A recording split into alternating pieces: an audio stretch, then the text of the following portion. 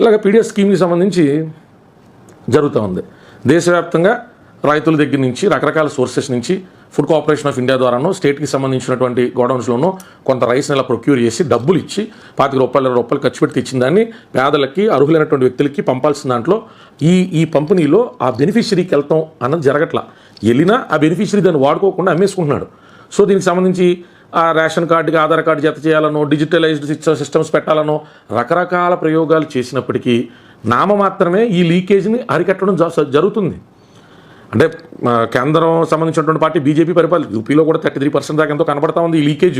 అంటే public distribution scheme కింద తీసుకున్నటువంటిది మళ్ళీ పబ్లిక్ డిస్ట్రిబ్యూట్ చేయాల్సిన దాంట్లో బెనిఫిషరీస్కి వెళ్ళాల్సిన దాంట్లో వెళ్లకుండా ఆ లీక్ అవడం వల్ల, లీక్ అంటే ఏంటి, అర్హుడైనటువంటి వ్యక్తి సుబ్బారావుగా బియ్యం వెళ్ళలేదనుకోండి, అది లీకేజే. సుబ్బారావుకి వెళ్ళాల్సిన బియ్యం ఇంకోటి ఎవడో దళారి చేతిలోకి వెళ్ళి దాన్ని మిక్స్ చేసి కొత్త బియ్యం, పాత బియ్యం, మంచి బియ్యం, ఈ బియ్యం ఈ నోళ్ళన్నీ మిక్స్ చేసి ఎక్కడికి ఎవరికి ఎక్స్పోర్ట్ చేసుకున్నాడు అనుకోండి, అతనికి వచ్చేటువంటి లాభాన్ని అతను వ్యక్తిగత లాభం కోసం కాదు కదా ఎన్ని చేసేది.